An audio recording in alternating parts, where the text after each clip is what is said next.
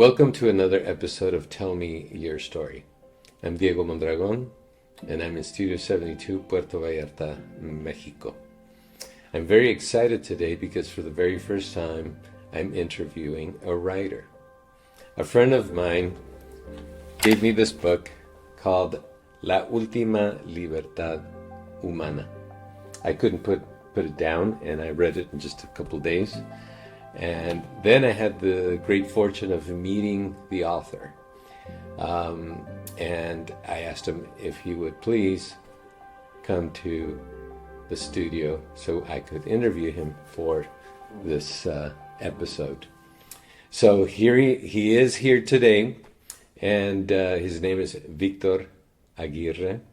And the new edition, which is in English and you can get on Amazon, is called From Prison to Principle by Victor Aguirre. Victor, thank you for dropping in my show. Tell me your story.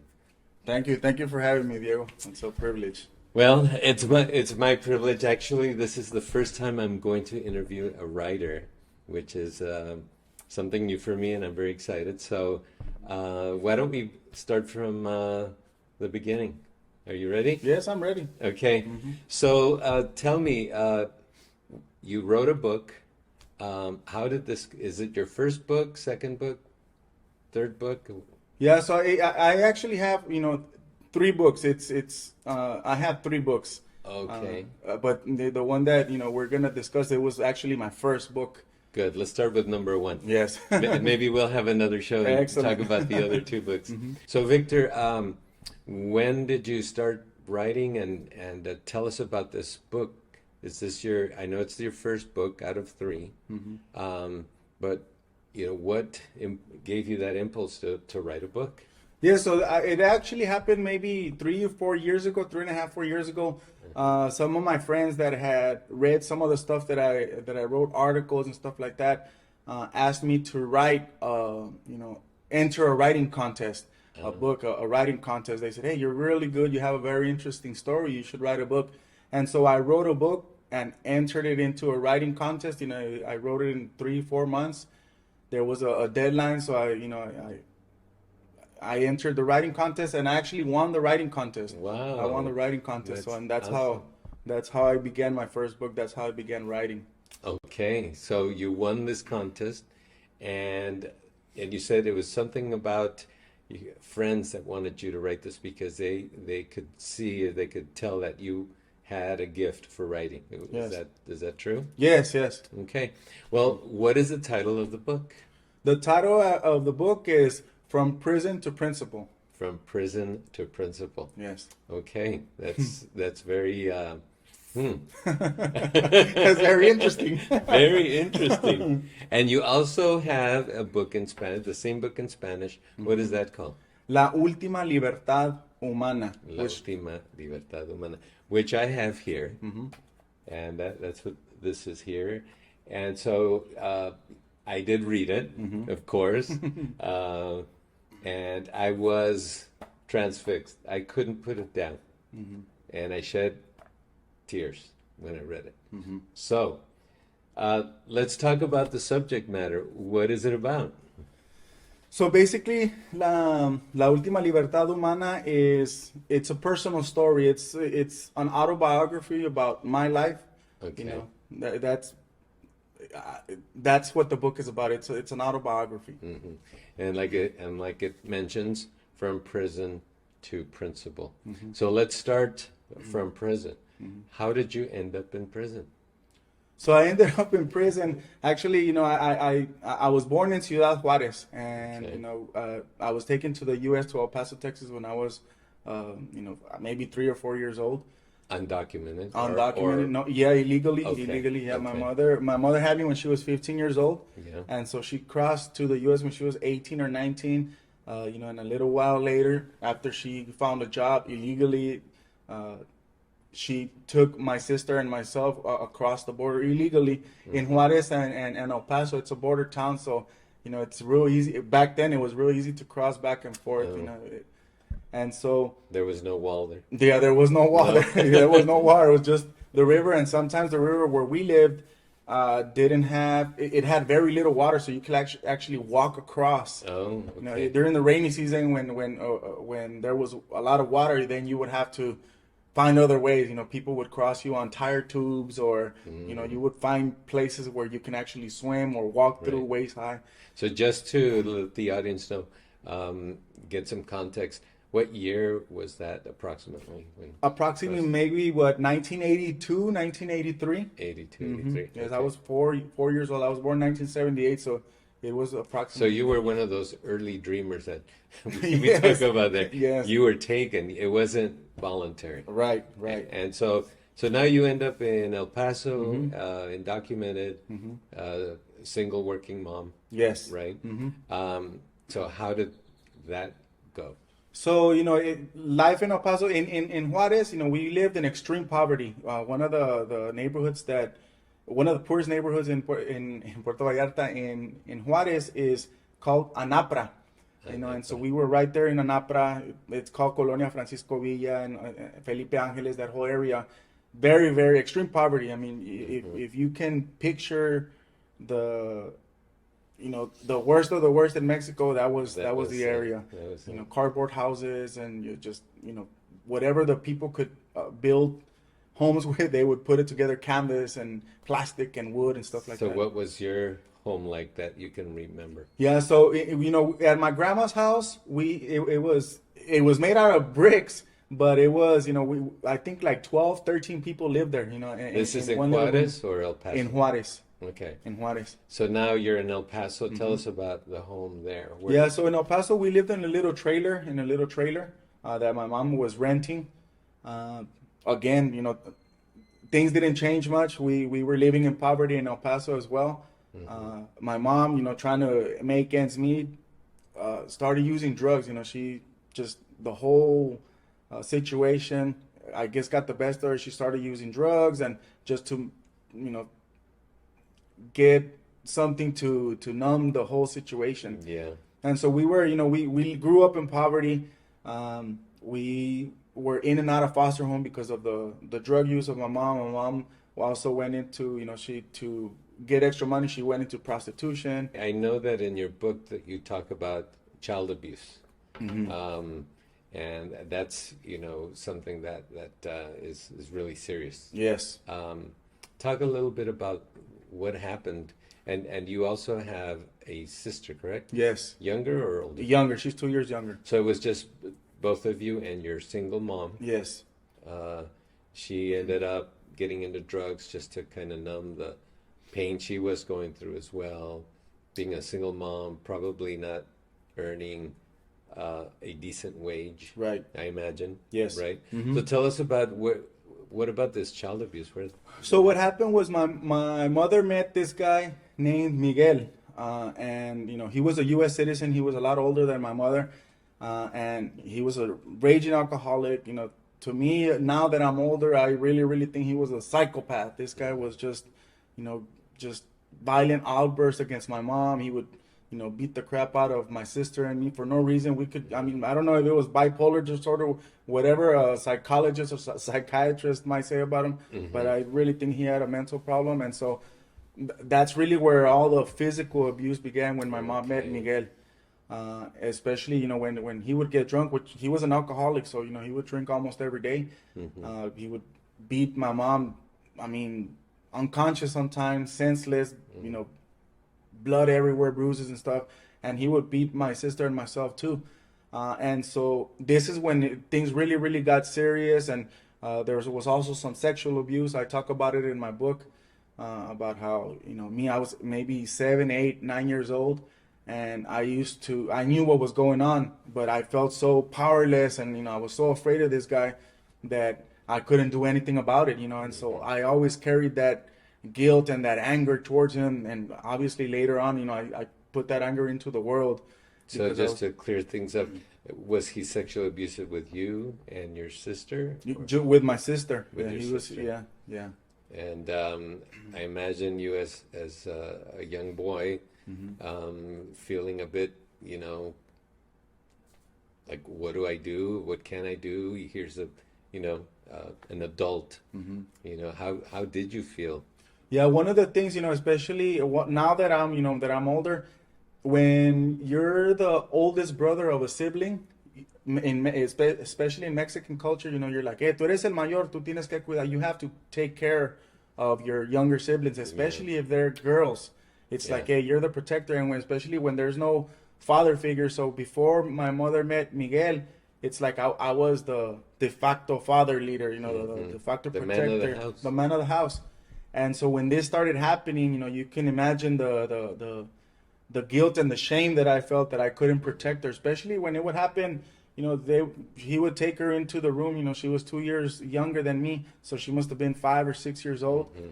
And I knew what was going on, and I remember crying and in anger. And in my young mind, I used to like fantasize of killing him. Just thinking, man, when he's asleep, I'm gonna stab him or do something to him, because that was the kind of rage that I had against this guy because of what was going on and the powerlessness that I felt in protecting my That sister. right there, the powerlessness, the impotence to not be able to do something about it, Right, right. and that in turn created a lot of rage in you. Yes, Is that yes, true? exactly. Okay, so you bottled that up Mm-hmm. for probably a long time, right? Yes.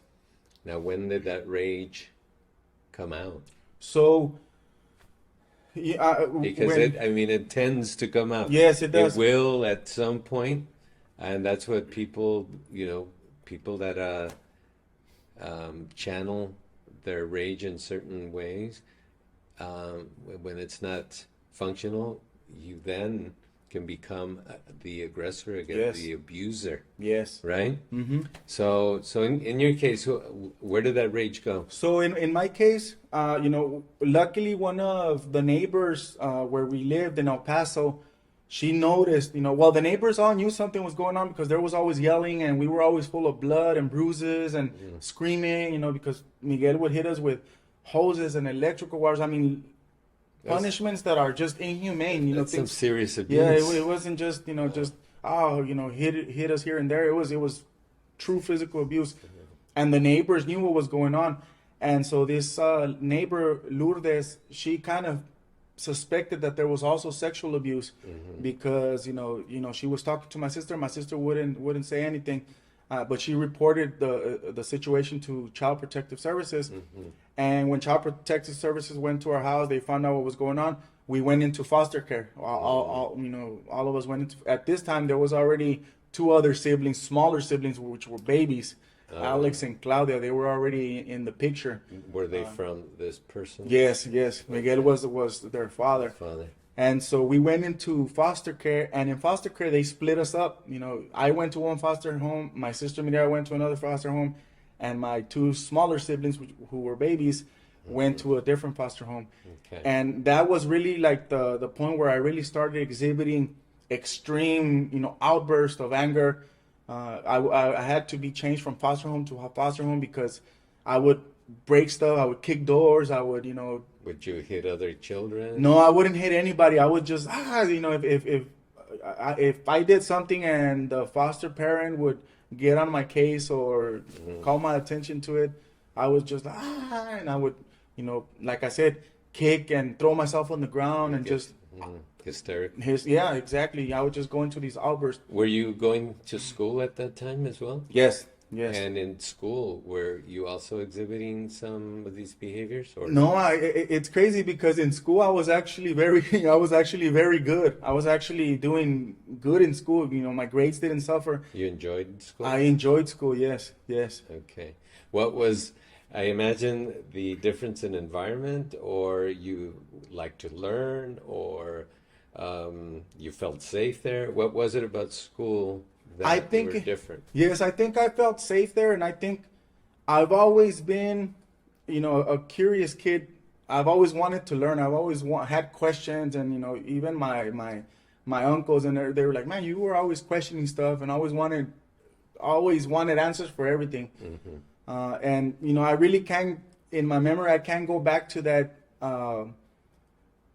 that age or that era of my life and think what was it that made school safe for me, or why I didn't act out in school. Were there adults that you felt comfortable with, that reached out to you, or was it just that nobody was abusing you and you felt safe? Yes, I think Well, that's the thing. I think it was just, I felt safe there, okay. and that was because in foster care, I wasn't just acting out all the time, but anytime somebody with authority would, Mm-hmm. would llamarme la atención, would, Mm-hmm. would uh, Call. ground me or call me out on something that I was doing, Mm-hmm. I got defensive and I started, that's when I would act out. Okay. And so after all these outbursts, some of the foster parents, they would go back to the Child Protective Service and say, hey, we can't handle him. We're scared. Can't deal with this We're kid. scared. This little kid he needs help. He needs psychological help. So did you get psychological help? Yes, as part of the Child Protective Services, the whole foster program, we would go into psychologists, to get, therapy and stuff like that. But I was very, very, I didn't want to talk to anybody about. It was very, I look back to that time, and I remember how the shame that I felt, that I didn't want anybody, when they would ask me about these things.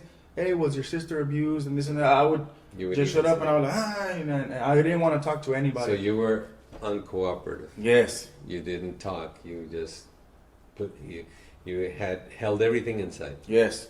Yes. Okay. So not to give all the story away, because we only have 15 minutes. Let's jump into another part. When you get a little older, and it wasn't that much older when you got into drugs and gangs. Right. Right? Tell us about that, because usually that comes later when you're a teenager, right? Right. Right. So during your elementary school days, you liked school, you'd like to learn, but then teenage years come. Yes. And tell us, how did you get involved in gangs and drugs? So we were in and out of foster homes throughout. When I was in elementary school, we would go to foster care, and then my mom would have to go to parenting classes, drug classes, and after months we would be going back to the house with her, and then we would go back to foster care, and we were just going back and forth. So after a while, my mom got tired of of the neighbors and everything, and we moved to a place called Campestre in El Paso, Texas. It's a little neighborhood in the outskirts of El Paso. It's actually a little town called Socorro. Mm-hmm. And in Socorro was a very poor town as well. It was barely developing. It was on the outskirts of El Paso. Okay. And when we moved there, that's when I entered middle school. And all my little friends, there was a gang there called the Barrio Campestre Locos. And all of the kids my age were members of this gang. And so I hung around and played, we played football together. We played street baseball, soccer, but they were gang members. And so when I was 12 years old, I joined the gang. I joined the Barrio Campestre It was Locos. almost like It was normal. natural. Yes, it was natural. Como decimos en español, dime con quién te juntas y te diré De quién eres. ¿no? Yes. Mm-hmm. So it was like an automatic. You became like a gang member. Yes. I talk about it in my book how it actually happened. I didn't say I'm gonna join this gang. It's just I was hanging out with these guys, and there was a big riot, I guess you would say, at the school, in the middle school, at the basketball court. And I went in to help them because these are guys that are my neighbors and stuff. And I went in to help them, and we were outnumbered. We got beat up pretty bad that day. But I remember coming home, and I was beat up, got suspended from school. But in the neighborhood, all the older kids who were in high school, and even some who were older, 21 years old, who were also members of the gang, they greeted us like we were gladiators coming back from war. And I remember that feeling of, oh my God, I'm respected, I'm valued, I'm getting credit, I'm being, oh man, you did good, pats on the back. And I remember how intoxicating that feeling was, like, oh man, somebody cares about me, somebody loves me, somebody, Validates you. exactly, somebody appreciates me. And so after that, I started hanging out more, and now I became a little bit, I started using drugs. Also at 12 years old, marijuana, it was that was the drug. So before you go there, of course, the psychology of gangs, or for that matter, any group. You know, it's that feeling of, here's my family, I belong here. Yes. You connect, right? Because a lot of people don't understand, like, why do kids get into gangs? Like, Right. if their parents talk to them, it's a bad thing, you know, and they get involved in drugs. But a lot of people don't understand, when their home environment is not a place where you feel comfortable and loved and cared for, you're going to look for it somewhere else. Exactly. Right? Yes. And so that's where you found your family, people that cared about you, and you felt like, wow, finally I have somebody that cares Exactly. about me. Yeah, is that Yes, and I make that, you know, I make that point in my book. I talk about, because I remember that specific moment, how it felt to, you know, I felt like a hero. I felt like, oh my God, these guys, you know, looking up to me, and I felt, this is where I belong. You know, this brotherhood. These are my brothers. These are guys that I'm willing to die for. Yeah. You know, and when you're a little kid, you don't think about these things. You don't realize that, you know, why you're going into the gang or anything like that. You just feel accepted, and so. But the majority of us, you know, later on, you know, as I grew older and I started studying. I went back to analyze, and I realized, man, all the kids that were in this gang, I would say 95% of the kids that were, you know, gang members with me in our gang, we all came from exactly the same environment, whether broken homes, no parents, drug use in the house, whatever, or even if there were both parents, they were usually, you know, miles apart, or poverty was involved. Abuse. It was just, you know, we were all very, very similar. Yeah, so you fit in. Yes, exactly. So let's talk about the activities, because there's gangs and then there's gangs, you know. And Right. what I'm pointing out is that sometimes it can be from simple, you know, just wearing the clothes and the bandanas and whatever, and a fight here and there, and that's it. But it can go to a much more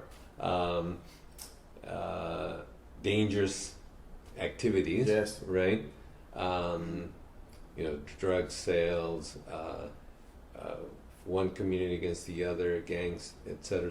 So to go straight into your the reason why you got incarcerated, let's go. What was the activity? What happened?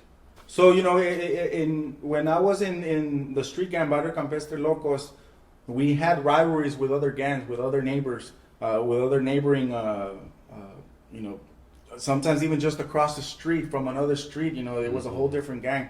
And so we were always fighting in school. Where does that, I mean, the territorial thing, you know, when they're also people from the same raza, you know? Yeah. And where does that come from? I don't know. Have you? No, I don't, you know, and I think, you know, thinking in the bigger scale, I think we, you know, humans, we do that because if you think about it, you know, like government, they're just bigger gangs, you know, China or Russia or Ukraine, we're going to fight against them, you know, and I think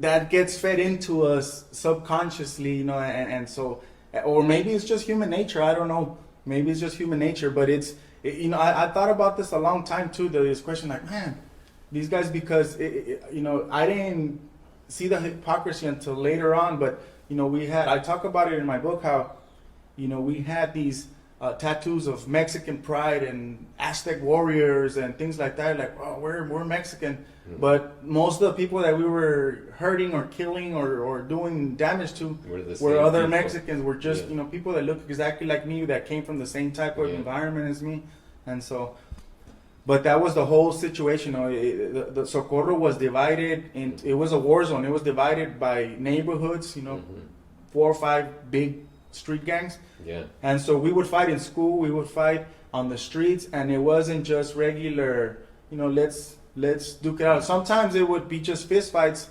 but that usually resulted in, hey, let's go home and let's get everybody together and get our guns. Guns were very, very easy to acquire in our neighborhood. Actually, one of our friends who was a little bit older, he had a gun operation. You know, if you wanted an Uzi or you know, an AK, a 9mm, this guy even had, one time he was showing a grenade that, you know, that he would carry, a grenade, an actual grenade. I talk about it in my book how, and sometimes at parties he would like, hey, he would get high or drunk and he would be carrying the grenade around. Let's go and drop this on this other neighborhood, and we would all be scared like, hey, put that away, you're gonna blow us up. Yeah. But the access to guns was very, very easy, and obviously that made a very, it made it very dangerous, because now fist fights, you could be walking down the street and somebody would just shoot you. Murders, gang murders there where I was, where in Campestre and in that whole Socorro neighborhood, they were common, especially teenagers getting killed, 13, 14-year-olds. Yeah. That's how serious the situation was there in Socorro. Well, let me stop you right there, because what I would like to do is not give it away right now and say why you got put in jail. Okay. Because this book is fascinating, and the readers, I don't want to give that away, because and let me just say one thing, you didn't kill anybody. Right. And that was proven in a court of law. However, and this is what it's in the book, and I think it's important to really go through that part instead of telling us right now. So you ended up in jail because of this activity that people are going to read about. Yeah. And you were committed for how many years? 35 years. I received a 35-year sentence. 35-year sentence. Yes. And how old were you? I was 16 years old. I had just turned 16 years old. 16 years old. Wow. That's incredible. So one of the things that I found extremely thought-provoking and which speaks to your character was that people that may not know this, but when you are accused of a crime, usually an attorney will negotiate with the prosecutor to try and bring the sentence, the number of years down. Yes. But a lot of that has to do with the accused saying, yes, I'm guilty. Because many times when you admit guilt, they're able to negotiate and give you a lesser sentence or a lesser charge. Yes. In your case, because of what occurred, what I admire so much about you is that you didn't go down that path because of your belief and your sense of morality and conscience that you were not guilty. Right. And that right there is like, you could have pled guilty and they would have given you a much lesser sentence than 35 years. Yes. Right? Yes. You didn't do that. That is something that is so striking that I couldn't see myself, in that situation. What would I do? And I think that really speaks to your character and who you are. So, but readers really need to check that out. It's amazing. So let's jump into because I think that a lot of folks, there's a lot of myths about prison life and a lot of truth. Yes. In a nutshell, because we could go on for hours, but what was, and I know there were many years that you spent there, and they're probably different chapters, right? Yes.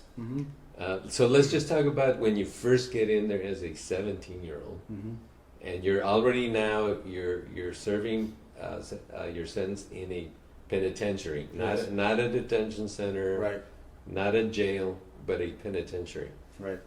Let's go back to that day when now you're in the penitentiary, now you're serving this sentence. How are you seeing life at that point? Tell us. Yeah, so life in prison for teenagers, it's a horrible experience. It's a horrible experience. Prison, as you say, there's a lot of truth to it. and there's a lot of fiction about it. But for teenagers, most of the things that you hear, that older convicts with longer sentences, with more violent crimes, they tend to look to youngsters, to take advantage of them as prey. These guys are predators, and so you were thrown in with adults. Yes. As a 17-year-old. Yes. So, and one of the things that I found, ironic and kind of like a paradox. So when I was in the juvenile detention center, they certified me, it's called certification, and transferred me over to the El Paso County Jail to face the charges as an adult. Yeah. But when they put me in the county jail, I was in a juvenile tank. It was a tank, and obviously, the authorities knew, hey, we have to protect these kids. From the predators, from the older people, right? Yeah. From the older guys. Yeah. And so, but once I was convicted, once I received the sentence, now they threw me. The county jail is one level of violence. Prison is a whole different level. And so it just seemed ironic to me, in a paradox, like, oh, you're gonna protect me here because it's dangerous, but then when you go to prison, boom, I'm gonna throw you out there. Especially me, me or any other person with a violent crime. You're going to a maximum security, because there's prisons, there's minimum, medium security, and then there's high maximum security prisons. And because of my crime and my sentence, I went to a maximum security. That means I was doing time with violent offenders, with murderers, and people that were serving longer sentences. So when you were with other juveniles, you didn't feel threatened, and you felt some level of ease? Well, the juvenile tanks, the county jail, were also very violent, because most of the guys that were there were also gang members, and we were there obviously because we were facing serious charges. And from different gangs. They actually had two tanks. It was 270P and 270Q, and so they had those tanks to make sure that they didn't put rival gang members in one tank. Mm-hmm. But what happened is we did the same thing that we did out in the streets. So now all these gangs are in one tank, and another group of gangs were in another tank. And a lot of times there were rivalries. Even if it wasn't your rivalry, if I'm in this tank and there's a guy here who I sleep with and eat with, he has a rivalry with the guy next door. We divided the tanks. We said, hey, we're 270P. If we see these guys from 270Q, wherever we see them, we're gonna fight them, and we're gonna assault them, wherever we see each other. And so we even divided those two tanks. So there's a lot of violence there with the juveniles too? Like, yes. How, like, was it a daily thing, a weekly thing, or any? I mean, it was a daily thing. I write about it in my book, how the weaker teenagers, they would be bullied in unspeakable ways, rape. They would be made to wash everybody's clothes, to clean the entire cell block. They would be punched and slapped just for fun. So weaker ones in terms of the smaller that couldn't fight, or just the weaker kids. The older ones, the bigger ones, they would take it out in the wild. Yes, the jungle. Yeah. Yes, that's exactly what it was. The strong and the weak. Yes. And yes. There's a chain of command there. Yes. So now that you're in prison with the adults, I mean, tell me, how did you feel? What, like the first day that you realized, okay, this is it. Mm-hmm. I'm gonna be here. This is gonna be here for the next, I don't know how many years. What was the feeling that you had? Do you remember? Yes, I actually write about that also in one of the chapters of my book. I remember going through the whole process. We arrived at the unit was called the Middleton Unit in Abilene, Texas. We get there, and it was, to me, it was a very humiliating experience, because you get there and you go through strip searches. Even when you're in the juvenile detention facility, you have to strip and things like that.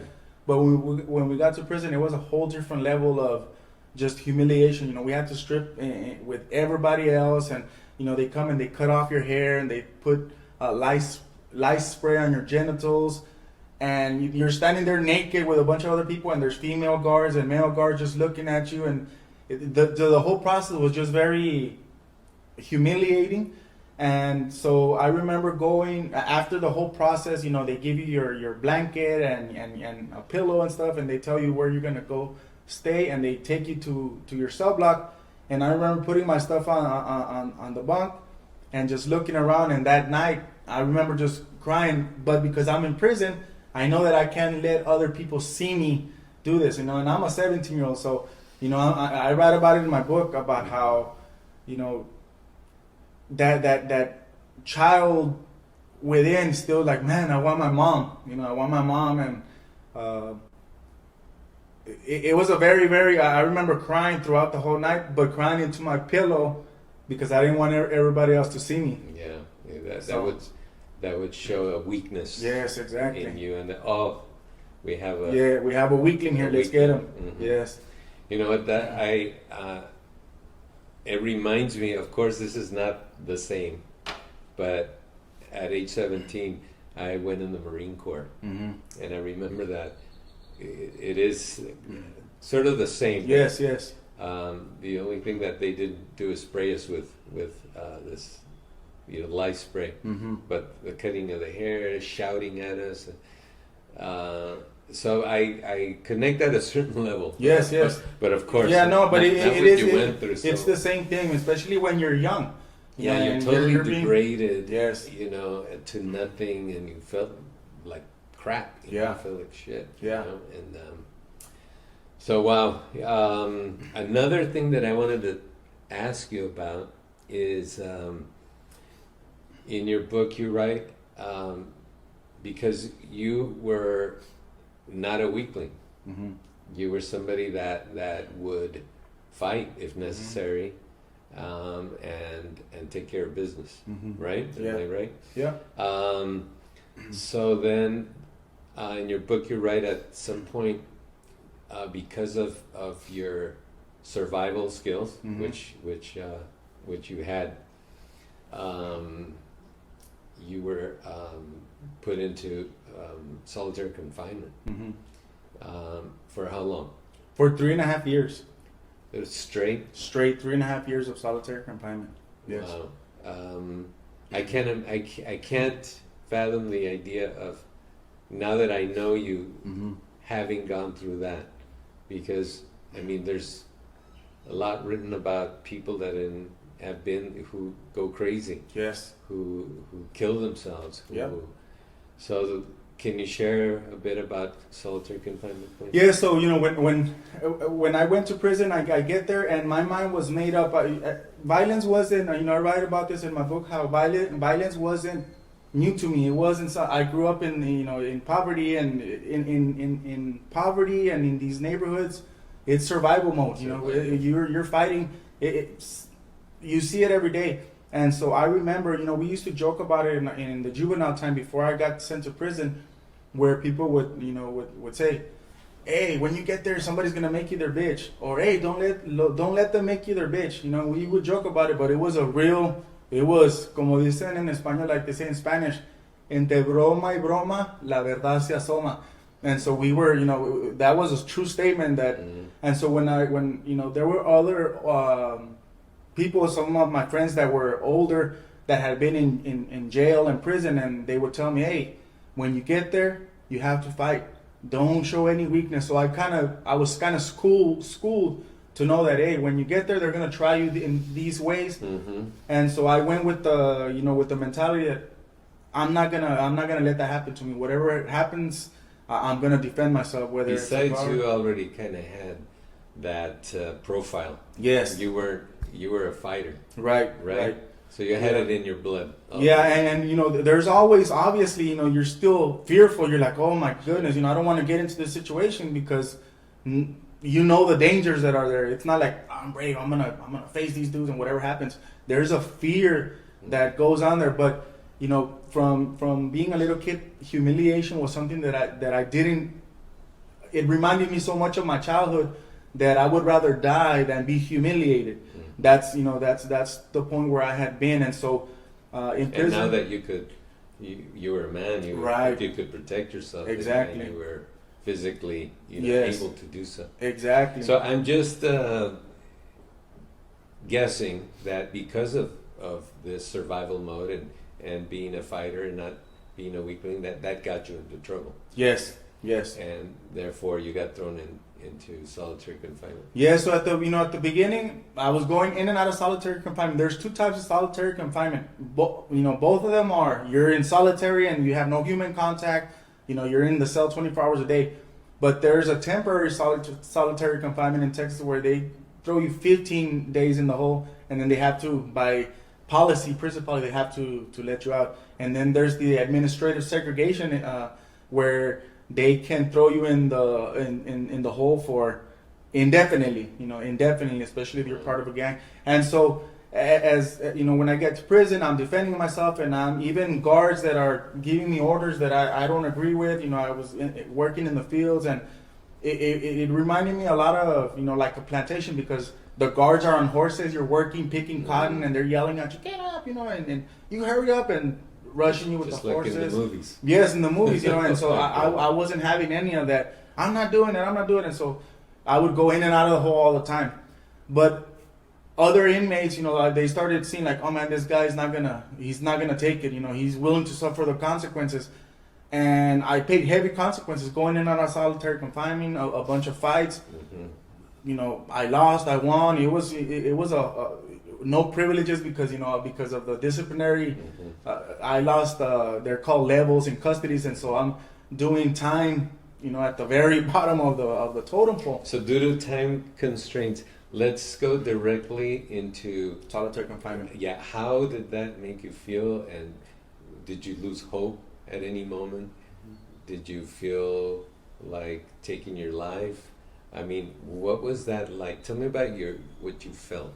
Yeah, so in solitary confinement, I mean, there's a lot of literature that says, man, that it's there's international courts that have said that's cruel and unusual punishment. Yes. People can go crazy. Psychologists, psychiatrists have said that type of environment is not conducive to mental health. You will drive people crazy. Yeah. And so when I was there, in the beginning, especially in the beginning, when you're not used to it, it just you start getting anxiety. You start depression is very, very common. And you start seeing it in other people, deliriums. I talk about it. I talk about this in my book, how I saw this guy who was just, he was really, really, he had gone crazy, and he cut his penis off with a razor blade. And I remember seeing him getting, the nurses came and took him away, and I was shocked. Because I said, man, how could somebody sit there and with a razor blade saw off their penis? Mm-hmm. And so these things, they kind of scare you. So I was very scared that my mind was gonna go this route. Everybody would, especially gang members. We were there and we had a routine. Hey, everybody get up. We're gonna do push-ups. So we would do a routine. Oh, you could speak to each other? Yes, you could speak to each other. Hey, we're gonna do a routine, and we would we would do push-ups and stuff like that to try because of this because. People who had been there know, hey, if you let your mind slip, it'll slip away from you, and it's going to be hard to get it back. Did you get to at any point during the 3.5 years that you felt, okay, I'm going to lose it, I'm going to go crazy? Yes, yeah, it's common there. It happens to everybody, it happens to everybody. You feel the depression, where you're just like lethargic, you don't want to do anything because it's and the cells are very, very small. Mm-hmm. It's a 6x9 cell, and you have a bunk there and a toilet, and everything is covered. You can't see anybody. You can talk loud to other inmates, mm-hmm. but that's it. Now, how did you survive solitary confinement? Yeah, so after I started seeing that, man, I have to do something because I can't. I'm gonna be here for an indefinite period of time, so I have to find something to occupy my mind. And I started reading. And this is where my whole life changed in solitary confinement. So you had access to books. That you could request books. Well, they could send you books from your family could send you books. They could send you books. And you in solitary confinement, there's levels. There's level 1, level 2, and level 3. So when you go in to solitary confinement, you start off at level 3, 6 months. The first 6 months, you get nothing but a Bible, a writing pad, and a pen or pencil. That's it. You can't have any property or any books or anything like that. After 6 months, if you behave and you do the whole program, then you go to level 2. Now you can get books and you can get some stuff, and then at level 1, you can get there's a little like Walkmans, radios that you can get and stuff like that. But in the beginning, like I said, at the beginning, that's the hardest part, the first 6 months, because you have nothing. Mm-hmm. You have nothing there. And, there obviously in prison, there's a black market. There's inmates that sweep, that go and clean AdSeg and stuff like that, the outside. And so we would find ways to get books snuck in, and, we would have to pay these guys to bring books in and stuff like that. So we had access to Where would you to get books. money for that? Well, either your family would send you money, and you have a prison commissary account, or you can write, to your sister or your family and say, hey, put some money on this guy's books because of this and that. You see what I mean? Okay. So there was ways of paying, and a lot of times, guys in general population who were your homies, or they would send with the same SSI, they would send you stamps and tobacco and stuff like that to sneak it in, and so you would have those items to exchange for favors with the inmates that would clean. And so there's a whole little, it's a whole little community in there. It's like it's a whole community in there, even in the hole. And so after I started reading, that's really when I started, my whole mentality started changing. And obviously, books were the thing that helped me survive administrative segregation, because it's like I was living in a virtual world. So before then, were you a reader? No, I wasn't a reader at all until It's yes. like maybe what we need to do with our youth now is put them in solitary confinement so they can start reading books. One of the things that It's a joke. Yeah, one of the things that I write in there is because solitary confinement is a horrible thing to do to other human beings. But I talk about the paradox and the irony in my case, how I had to survive. It was in me. I was like, man, I have to survive, and so I started sneaking books in, and just finding ways. And this was actually my Your drug, you became a yes, bookaholic. exactly, yes. And so I talk about it. I say, hey, I'm not saying solitary confinement saved me. I'm just saying that Yeah. books. I found a way to get a hold of books and education, and So your mind began to travel, to grow, to Yes. learn, to expand, yes, right? Mm-hmm. I am so sorry, Victor, because of time. Mm-hmm. Let's and people can read about this in your book. By the way, it's in Amazon, right? And it's in Spanish and in English. In English, yes. So let's just go to now, present, because we only have 15 minutes left. Okay, so I understand that you went through a process where you were able to complete 22 years. 21 years and 6 months. 21 years and 6 months. And because you were, you didn't have any legal papers to be in the U.S., you got deported. Yes. And you got deported to your home country, which is Mexico. And now you're here in Puerto Vallarta. What brought you here to Puerto Vallarta? Just really quick. And then what are you doing now with your life? So, in prison, I got an education. I started, I got out of a solitary confinement. I started actually taking university courses. I got a degree in paralegal studies, and I became this big time activist in prison. I get deported. Obviously I have no direct family in Mexico because everybody's in the U.S. now. So I had cousins, aunts, but that I had never met, or that didn't remember me. And so I had a pastor friend that who grew up in El Paso, who lives here in Puerto Vallarta, and my sister and myself, we contacted him and said, hey, I'm gonna move over there. Can you just kind of guide me through, the city so that I can find a place to stay and rent. And you still, you obviously, it sounds like you're more of an English speaker, but you speak some Spanish. Right? Yes, I'm bilingual. I speak both. Yes. Okay, so was your level of Spanish strong enough when you came to Mexico, or were Yes. or were you struggling? No, no. My Spanish is native because my Okay. family, my mom, everybody, we speak Spanish at home, even Okay. when we were living in the U.S. Thank God. No? Yeah, yeah, yeah. Because actually, to tell you the truth, I've bumped into a lot of people, Mexicanos, that have been deported and end up in this area because there's a lot of tourism. And this is where they can utilize their English. Right. skills. And when I hear them talk, right away, go, "Hey, bro, you're from United States, Yeah, right? Did you yeah. get deported?" I go, "Yeah, man." Yeah. And it's like a lot of them struggle because they don't speak good Right. enough Spanish, Right.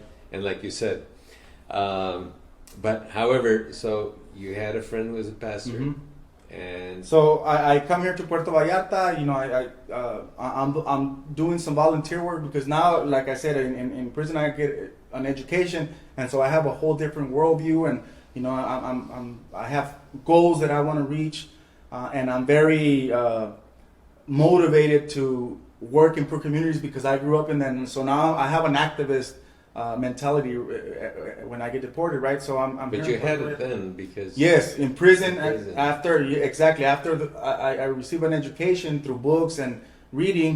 I become a prison activist for years. and that's when you become aware of all the injustices Yes. that are people that people in poverty, Right. or people that are of Mexican background, Right. let's Yes. say it. Mhm. There's still a lot of racism Yes. and how people are treated or mistreated, Mhm. and so you were now fully aware and actually weaponized Yes. with Exactly. knowledge. Yes. Right? It's funny because the prison authorities. Before, when I was a gang member, I was a threat, right? But after I changed my life and I started educating myself, I became a prison activist, and they actually labeled me also a threat because they said I was militant because I was organizing. You're a other bigger inmates. threat. Yes, I'm a bigger threat now, and that's real. And so because reading obviously opens up your mind to understand. Now I could understand. Oh man, why did I join a gang? Why I understood the context of my life and of others like me, and I began to understand. Okay, these are the situations that not as a victim, like I'm a victim of a system, or I'm a victim, but I understood the context of where I made my decisions and why so many people end up in gangs and The circumstances drugs. that Exactly. you grew up in. And so now that I understand these things, I said, hey, now I have a responsibility, because I have a saying, that I read.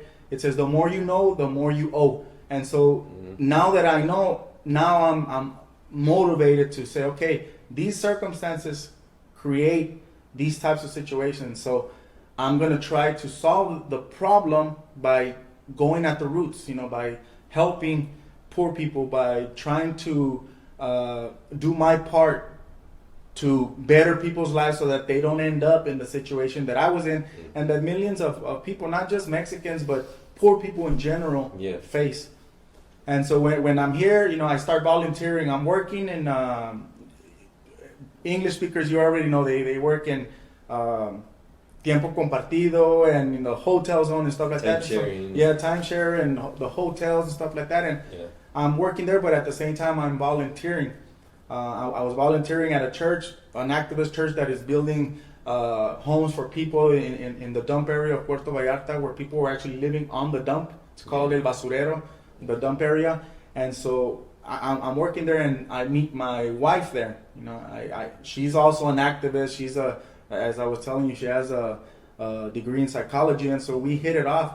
And she's more. She had the same mission. Yes. Found each other. But it was funny because she grew up in a totally different background. She comes from a very tight knit family. She's the only girl in the family. Gets a master's degree because her parents pushed her and to go to school, and she loved education. Yeah. But she's also pushed into or motivated to work with kids helping others. Helping others. Yeah. And so we meet, we become friends, and I start learning from her, and I start actually helping her with some of her projects that she has. And as part of that, I started volunteering at a place called the Volcanes Kids Education Project. It's a school. Okay. And I'm just volunteering, stacking books and cleaning and stuff like that. I actually told the director, Ms. Mayra Fulmerton, I told her my story when I went there, and she was like, "Man, this is the place where you can volunteer here." Had you already written your book at that time? Or no, I hadn't written it yet. No, I hadn't written it yet. It was later. Okay. Yeah, and so I tell her my story. She tells me, "Man, most of the kids that come to this school are from these neighborhoods, extremely poor, the poorest part of Puerto Vallarta, and they need to hear, your story. They need to hear, they need to see somebody like you that, hey, it's not all lost, that there's still hope." And so I started volunteering there, and just ironically or divinely, a couple of months into my volunteering, one of the teachers gets fired for sleeping in the classroom. Miss Mayra walks in, he's sleeping, so they fire him. And Miss Mayra asks me to volunteer as a substitute teacher to hold the fort until she finds a real English teacher. And I start volunteering, and she says, just do physical activities with the kids, take them play soccer, just keep them busy while I look for a teacher. But me, I said, you know what, I'm gonna try this. I started looking at YouTube videos at how to teach English, and I start studying the curriculum and this and that. And before you know it, after a couple of months, Miss Mayra says, you know what, hey, the kids and the parents are saying that you're doing a very good job. I'm watching the way you're putting your effort into it. I'm gonna offer you a full-time English job on the condition that you go to school and get a certification to teach, and we're gonna pay for it. We'll pay for it. So I was heck yeah. So I'm teaching and taking online courses to teach English at night, and they paid for it. After that happens, a year and a half later, they give me the news of my life. They invite me to dinner, and the director and her husband, they invite me to dinner, and they tell me that they're very happy with the work that I'm doing, and offer me to be the principal of the entire school, a school with 400 or 500 kids. I was like, what? So you were teaching for how many years? I was teaching for 2 years. 2 years. 2 years as an You English must teacher. have been doing a good job. Yes. Obviously. Mm-hmm. And I loved it. I loved it. I thought teaching was something. In prison, after I got my my paralegal certification and stuff like that, I would have classes with inmates in the law library. After I got out of solitary confinement, and I would teach them how to do legal research and about their rights. And I was writing newsletters and stuff like that to teach them. So I had a little background in teaching, but I write in my book how teaching 5th and 6th graders is more daunting than teaching murderers and and criminals the law. But I loved it, and it was something that I was really passionate about. And I guess the director and the parents, they saw that it was real. I wasn't that it was something that I believed in, and so. So now they ask you to become the principal of this school. Yes. That must have been an amazing feeling. Yes, it was I was very, I'm not a very religious person. I do believe in God. I meditate, I pray, and I was very happy. I remember going home that night, and I cried. I said, oh my goodness, almost 3 years ago I was in prison, and now here I am, becoming the principal of a school. It almost felt like a storybook, like a twist in a story that somebody writes. Yeah. And I was very an unexpected. Yes. Story. Yeah, exactly. Yes. Like a dream. Like, yes. Wow. Yes. So well, that's amazing, Victor. That's an amazing story. And now you are the director and principal, or should we say principal or director? The director, yes, because of a different school. Of a different program, yes, a different project. What yes. is it called? It's called Club Vallarta. Club Vallarta. Tell us a little bit about Club Vallarta. So Club Vallarta, it's 5 minutes away from Volcanes. Like I said, that whole area is the poorest part of town, and so I met this guy named Tom. He's a foreigner, older white man a former military officer. When I was at the director of Volcanes, he starts helping me with a soccer league. We form a soccer league. He starts funding it, and we organize it. And we ended up organizing juggernaut of a soccer league. 46 teams. We went from 2 teams to 46 teams in the poorest part of Puerto Vallarta, and a free soccer league. Most of these kids couldn't play, in the regular leagues because they can't afford uniforms, fees, and stuff like that. Yeah. So we organized it with the funding of Tom. As time goes on, he says, I want to build this facility, and this is what the whole facility, our whole objective will be, to offer kids educational and recreational opportunities that they don't have in these areas. And so this guy, he put up almost $1 million to build a facility that has a swimming pool, it has a basketball court, a volleyball court, we have a soccer field, we offer English classes, martial arts, and he asked me to be his director, to run the program and to guide it forward. And you have music classes too. Yes, right? We have music classes. Yes, we have a music room. We have we have keyboard. We have a banda sinfónica, a wind instrument band. We have a choir, and then pretty soon we're gonna have some violins too. We're gonna have violins. We're gonna have violins. we couldn't have violins without the violinist here. Well, by the way, just so the public knows, we are having a fundraiser at Georgia, the Shorty's Casa Karma, and I made a commitment to you. I met the music teacher. Remind me of her name. No, the music teacher you have. Oh, Teresa. What's her? Kelly. Teresa Kelly. Teresa Kelly invited me to the music class. She gives keyboards, lessons, amazing. And also guitar, right? Guitar. And so yeah, we're going to be raising funds to buy at least 15 to 20 violins for the program. Amazing. So I am very happy to be able to be part of that and to help you out in your mission.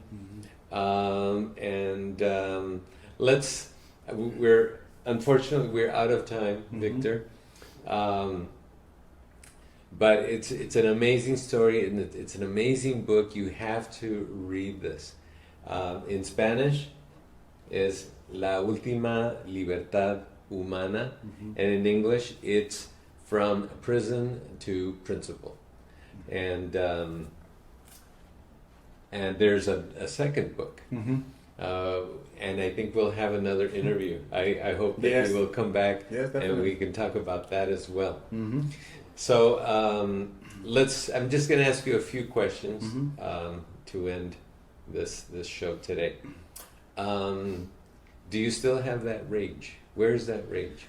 No, so now I talk about it in my book, how before that rage and that passion was geared towards gangs, towards my gang, towards representing my gang, selling the drugs and making money for the gang, and doing whatever had to be done for the gang. That rage has now been turned into a healthy rage against injustice, and that's what motivates me. When people come. I'm always getting people like, oh my God, you're so awesome, you're doing a great job, and I'm not comfortable with getting pats on the back. I'm not comfortable with it, but I think I think people perceive that this is real, and that's where it is. I turn this rage against injustice, against even like my childhood. I see the things that happen to me, and I don't want them to happen to somebody else. I don't want. And I also see the way education changed my my life. So I'm passionate about it, and I put my anger towards that. I channeled it in a positive way to make sure to fight injustice, basically, to fight injustice. So you're saying, would you say that rage is still in there, but it's just in a different form? Yes. And in the form of empowering others and you channeling that rage into helping the community, the poor. Children especially. Yes. Right. I think all of us, especially people who have been through difficult circumstances and abusive environments, we're always gonna have that. Me, I'm a big meditator. I meditate a lot. I have my little mats and I do my meditation, breathing exercises, and this has always helped me. The whole philosophy of it is just to be able to observe your feelings and your thoughts without getting attached to them. The Buddhist philosophy and stuff like that. And so that has helped me to also, even because there's situations now when somebody, may do something, or a situation will get me upset, but I'm not that loose cannon that I was, that had no tools to deal with these emotions. Now I have these tools, like, calm down, it's gonna, va a pasar, it's gonna happen, just relax, breathe, relax, so I still experience the emotions, and maybe they're more powerful because of, the rage and stuff like that, or even the anger. They're more powerful than most people because of the situation that I come from. But I have the tools now to kind of, control them, and not to get, and not to, just let them loose like I did when I was in foster homes and I was kicking doors and stuff like that. Right, I see. What is the meaning of life for you, Victor? The meaning of life. What is it for you? I think, to me, again, coming from Middle Eastern philosophy, I think we're here to grow, to learn, to help others, just to help each other make this a better world, a better environment for all of us. I think we all, as human beings, have a responsibility for each other. And I think, that's basically my philosophy, humanism. Help each other out, make this a better place for everyone, for all of us here. Mm-hmm. We're this little ball floating in the middle of a vast universe. Yeah. So we're literally in the same boat. We're all in the same boat. So we're here, let's work together. Let's try to make this little globe in the middle of nowhere, a place that we can all be happy, that we can all pursue our goals. That's my philosophy of life. Well, that's a wonderful philosophy to have. Mm-hmm. So I'm gonna just say a word, and you respond with a word. Mm-hmm. Okay. Death. Inevitable. Hope. Necessary. Anger. Human. Okay. Favorite book? Man's Search for Meaning. Viktor Frankl. Okay. Favorite food? Anything that's spicy. Spicy enough. Mm-hmm. You're in the right place for that. Yeah. Yes. Banda or classical? Banda. Okay. Chilaquiles or chiles rellenos? Chiles rellenos. Yeah. Children. Love them. U.S., Mexico. Different. Okay. Religion.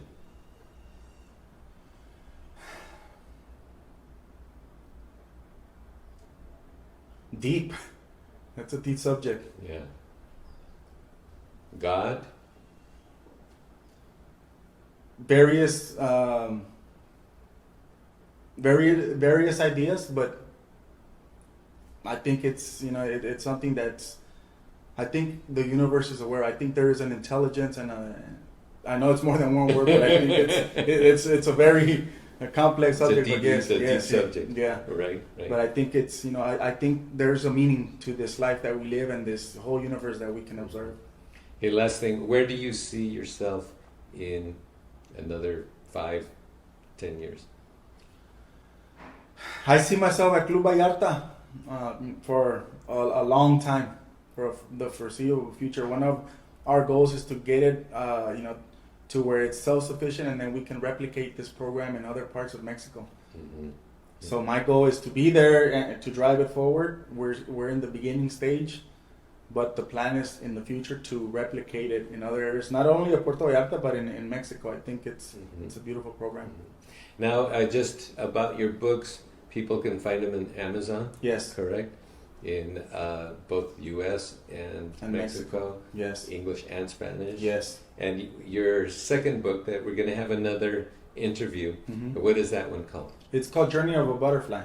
And it's right here. Mm-hmm.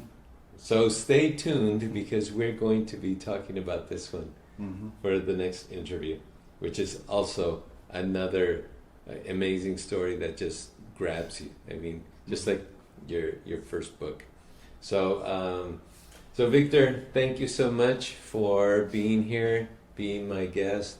This is an amazing experience for me to have you here in my show. I think that a lot of people are going to enjoy this, and a lot of people, I'm sure, are going to read your book, the first one, and then Yeah. from there it's Yeah. going to be a 2 and 3, and hopefully you will write more books as well. Yes. Because yes, you talk about your story, but you have, I would say, a gift for writing. Thank you. It's very it puts me in that space. You know, you're the way you use symbolism, and the way you texture your sentences really resonate with me. And I think other readers will experience the same. So so I just wanted to say that as well. Thank you. And again, thank you so much for being here, Victor. Thank you for having me. appreciate it. Thank you for having me, Diego. Okay. This is Victor Aguirre. I am Diego Mondragon. Take care of yourselves and each other. Hasta pronto. If you like this episode, please subscribe, give it a thumbs up, and share. And by the way, you can get Victor Aguirre's latest edition on Amazon.com. It's called From Prison to Principle by Victor Aguirre. Thank you very much. Take care of yourselves and each other.